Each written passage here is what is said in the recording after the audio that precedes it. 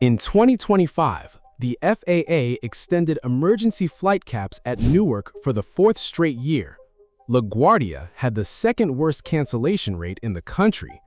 JFK, after $19 billion in announced renovations, still ranked fourth in satisfaction while parts of it look like 1985. 3 of the 4 biggest Northeast airports are operationally broken, possibly permanently. 215 miles up the coast, Boston Logan just hit 44 million passengers. Delta just became its #1 airline for the first time ever. A $640 million international terminal opened with architecture never attempted on an airport facade before. 14 new international routes in 2 years. Boston is not the best airport in America. Minneapolis and Detroit rank ahead of it. But Boston is doing something none of its rivals can claim right now. It's getting better, while everything around it falls apart. J.D. Power 2025. Newark 565. Dead last, 4th straight year. LaGuardia 53% on time in October during the government shutdown. JFK 4th in the segment despite $19 billion in renovation announcements. Boston Logan 608, above segment average. Cancellation rate down 38% since 2022. TSA wait time 10.6 minutes, 3rd fastest of any major U.S. airport. On-time rate beating Chicago, Newark, and LaGuardia in July 2025.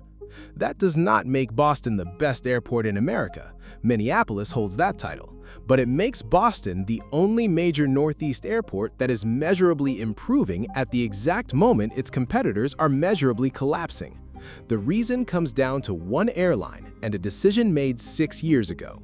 Boston's metro GDP is $610 billion, 10th largest in the US. Per capita, the 6th richest metro in the country. The reason?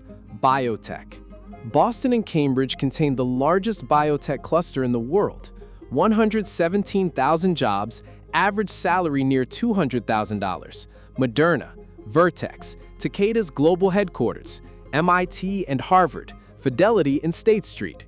What that creates for an airline isn't just passengers, it's a specific kind of passenger. The Vertex executive flying to Basel, the Moderna researcher flying to Tokyo, the MIT professor flying to London. People who book business class, who fly 40 times a year on the most expensive tickets in the industry.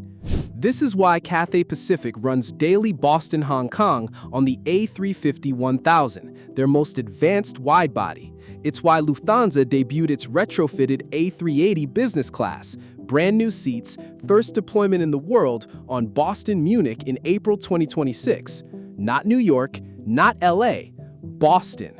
The premium yield is here, and every major carrier knows it. In July 2019, Delta called Boston a hub, not a focus city, not a secondary market, a hub. The word airlines use when they are betting infrastructure, gates, crews, and capital for a city for the long term. At the time, JetBlue had 27% market share and was the dominant carrier. Delta was a clear second. Calling Boston a hub 215 miles from JFK, competing with their own transatlantic operation, seemed either bold or reckless. 6 years later, the answer is clear. In 2025, Delta carried 5.6 million passengers from Boston, more than any airline at Logan in the airport's history. Not JetBlue, Delta. Q3 2026, 1,104 Europe-bound departures from Boston, 20% more than Q3 2025. Amsterdam, Athens, Barcelona, Dublin, Edinburgh, Lisbon, Heathrow, Paris, Rome, Milan, Nice. Delta also opened its 3rd Delta One lounge in the US, exclusive, invitation-only, long-haul premium inside Terminal E.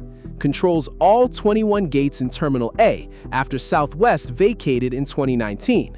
The strategy, in retrospect, Delta looked at Boston's biotech economy, its broken competitors at JFK and EWR, and decided it could build a secondary transatlantic hub with premium yield and without New York's chaos. Seat capacity up 50% versus 2019. 6 years of sustained build-out. It's working. But Delta didn't win Boston by itself. They won it partly because their main competitor handed it to them, JetBlue. The airline that had spent a decade calling Boston its home, its focus city, its most important East Coast market, had a rough few years. The Spirit merger blocked by federal court, the Northeast Alliance with American dissolved under DOJ pressure, a $2 million DOT fine, the first ever penalty for chronically delayed flights, issued in January 2025. JetBlue is not dying at Boston. CEO Joanna Girardi has pledged to fight back, and they're opening an 11,000 square foot Blue House Premium Lounge at Terminal C in summer 2026. But in 2019, nobody would have predicted that by 2025, JetBlue would be the #2 carrier at its own focus city. Delta moved into the gap, methodically, gate by gate, route by route, lounge by lounge.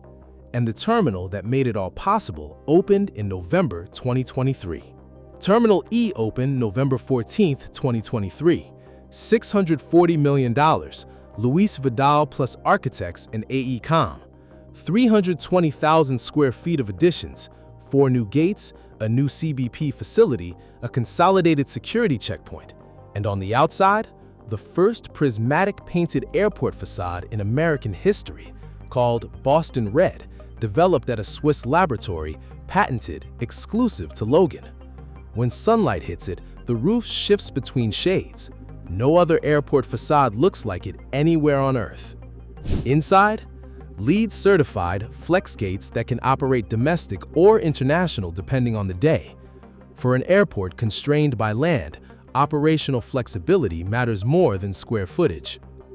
Governor Maura Haley said, "This expansion reflects and responds to the demand around the world for access to Massachusetts." In 2024, 8 new international routes. In 2025, 6 more. Korean Air to Seoul, Austrian to Vienna, Etihad to Abu Dhabi, Delta to Milan and Nice, JetBlue Mint to Barcelona. 46 airlines serve 188 airports. Boston is, per Cirium, the 10th busiest U.S. airport for wide-body aircraft. That is not a regional airport. That is a global gateway.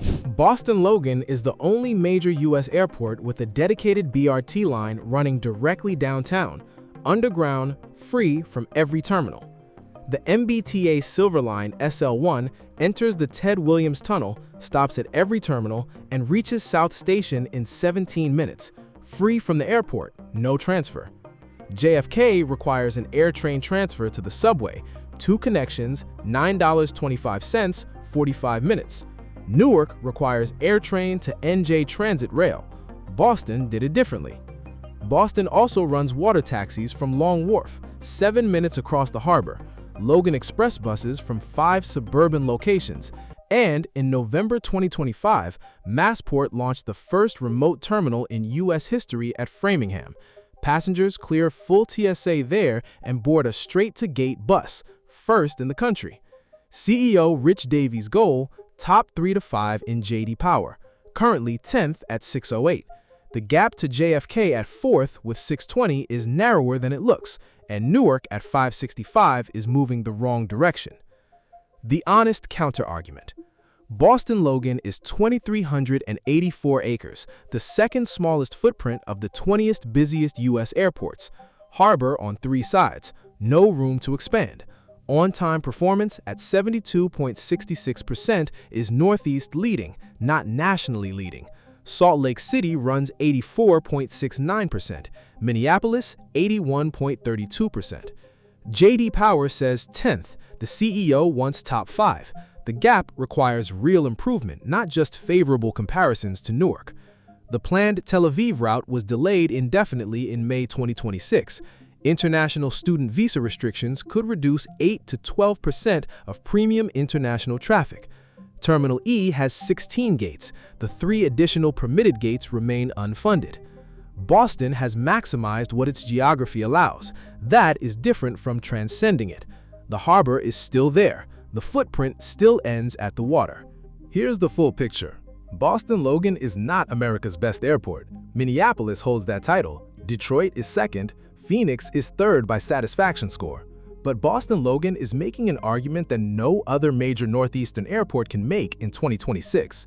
The city generates some of the highest yield air travel demand in the United States. Delta recognized that 6 years ago, declared a hub, took over an entire terminal, and built a transatlantic operation that has now made them the #1 carrier at Logan for the first time in the airport's history.